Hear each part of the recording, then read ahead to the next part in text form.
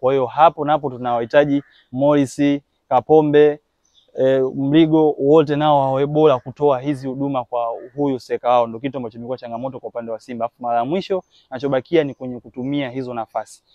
Lakini nikizungumzia cha mwisho kama hutumii Jonathan Soa, ujue unaweza kumuelewa kwamba hutaki kutumia Jonathan Soa, unahitaji kutumia force number 9, yani mchezaji ambaye Seka sio asilia.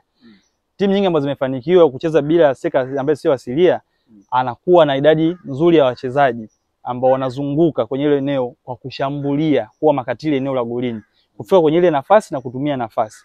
Mfano PSG ambao imeichukua UEFA msimu uliopita walikuwa na kina Ousmane Dembele. Yes, unaweza Ousmane Dembele asihusike kwenye kufunga. Kvaratskhelia atakuja, Vitinha, Joao Neves atakuja, atahusika, Ashraf Hakimi ataongezeka, watakuja kuscore.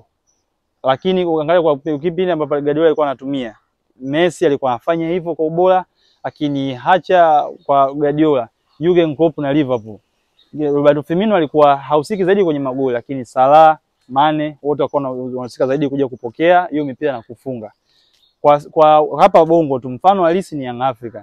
Young Africa alitumia hichi kitu kipindi ambapo msimu ambao Mayele ameondoka, amebaki nani kwenye kikosi? Abaki ya Mzize, baki na Aziz Ki. Hili jukumu akalichukua Aziz Ki.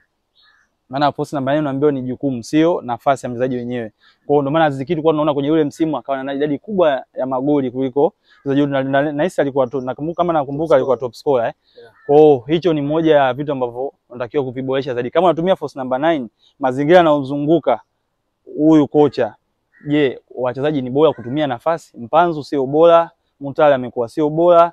Yes, ukizungumzia mafullback wako wote sio bora kutumia nafasi. Kidogo Kapombe kufika kwenye nafasi anafika, ila kutumia sio bora. Kwa nini? Mfano nakupa kwenye game iliyopita ya finali dhidi ya Berkane. Unaona alikuwa anafika kwenye ile eneo la box, lakini hatumii vizuri. Morris ametuonyeshea mfano, naye mwenyewe amekuwa sio bora kwenye ile eneo. Kwa kama anatumia hii inabadilisha, hawa wanatakiwa wawe bora kutumia hizo nafasi. Tofauti na hapo inaweza ikaendelea kuwa ile zahama ambao tumeiona ilitokea.